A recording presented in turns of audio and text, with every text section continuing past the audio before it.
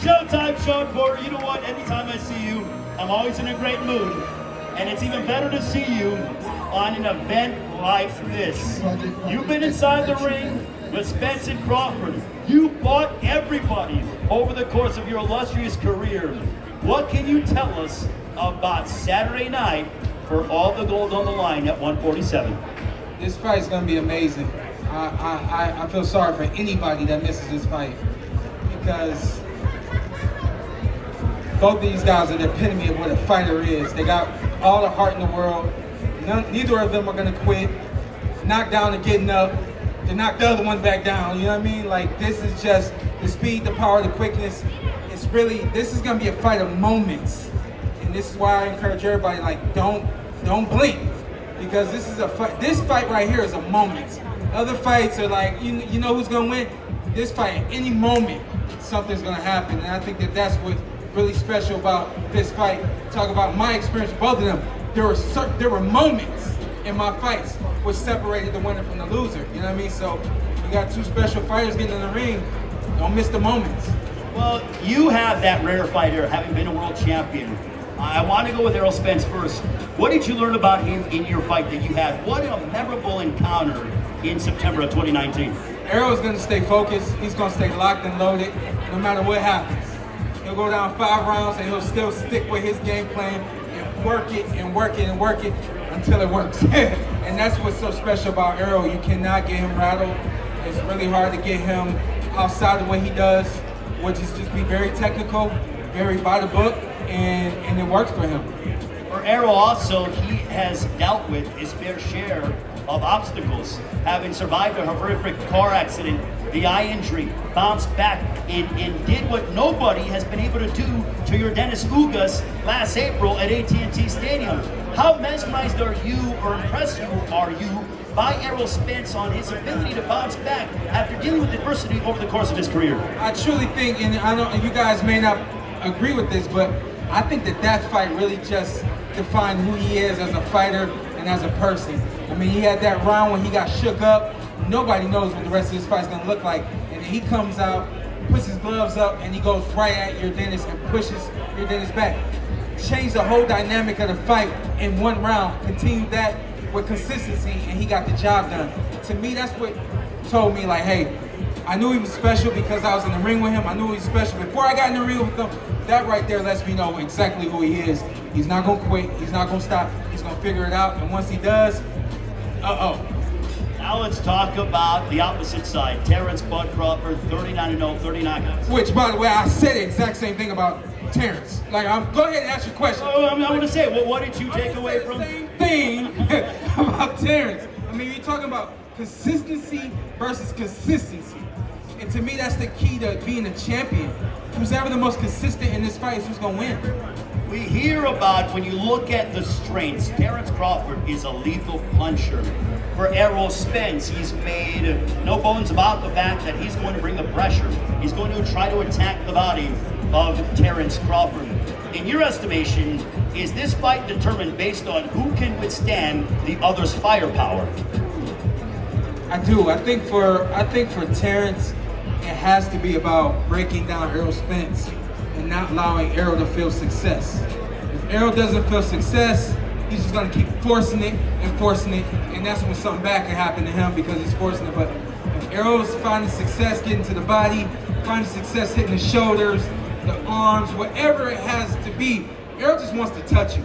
And as long as I can touch you, I know that eventually something good is gonna happen, you know? So I think for Terence, it's just a matter of controlling the range and the distance and not allowing Errol to seek success moving forward.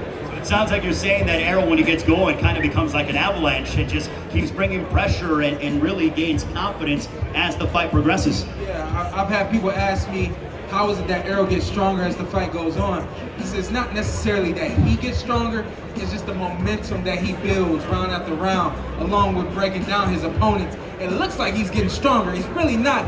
It's just that momentum is building, and it just becomes this big, like you said, big ball, avalanche of snow, and it's hard to stop that. Shawn, you have been a part of some memorable events, big pay-per-view events all over. what does it mean for a prize fighter to get to this rarefied era of headlining a pay-per-view event here in Las Vegas with the world watching? This is what it's all about. And early on, you don't even know that this is possible. You know, it's not until you get on a big undercard where you're like, oh man, I want to be there one day. And so I know that this is the first time both of these fighters are having a big arrival, and the room is full. Everybody's expecting to see them, and I know that the excitement that this brings, it's like bar none. It's like this in the fight is all that matters to them right now, you know? You know, I always ask you this question because I'm a selfish person in this regard. I'd love to see you back, but seeing all this, the lights, the camera, you know, everyone here, does it make you miss competing inside the ring? What time is it? Showtime! What time is it? What time is it? I don't have to come back to get that. I mean, in the lead up to this fight, we kind of thought, hey, I've been in the ring with both guys, you know, maybe give it one more, maybe two more. Now it gives neither one of them. That's for sure. I can let them have this, man. And I think that this one, they're going to do something special Saturday night. And I'm looking forward to that immediate rematch because I think it's going to mean something. Definitely if this fight goes the distance. So you think that this fight is going to be so close, and I know that they have a rematch clause on both sides, but do you think that the fight is going to be, it sounds like you're telling me that the fight is going to be close, that it's going to warrant a rematch regardless? That's how I see it, but let's say it goes 5 rounds. Both of these fighters are known for making adjustments. And so let's say Errol knocks out Terence in 5 rounds. That immediate rematch clause, it could actually go the opposite way because both of them have shown that they can make adjustments. You telling me that you got a whole camp to get ready for something, you're not gonna make that adjustment and get out of that 5th round and do something different and you win in the 6th round? It's possible.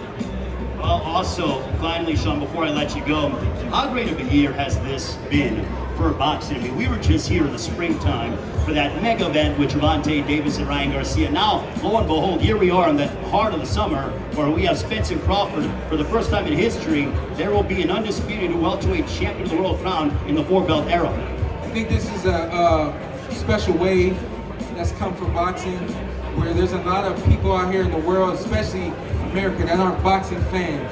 I think before the end of this year, the amount of fans that boxing has will double, and I think it's going to continue from there because this wave we have right now is where great fighters get in the ring with other great fighters, putting on great fights, putting it all on the line, and that's what everybody wants to see. Showtime, always appreciate your expert analysis. We look forward to seeing you on Fight Night. Hey, how excited are you to be able to sit ringside and watch all this go down? I'm excited. Shameless plug. I'm launching my suit line, Shawn Porter Suits and Shirts. Suit line? Suit line. Uh-oh. I'm doing some things with GQ this weekend. You? And man, it just keeps getting bigger and better for me. So I'm excited for what these guys are gonna do. I got no what do you call it? I got no horse in the race. You know what I mean? I got no dog in the race. I'm looking forward to a great fight, and I'm looking forward to the future for both these fighters. Ladies and gentlemen, give it up for the welterweight champion of the world, Shawn Porter.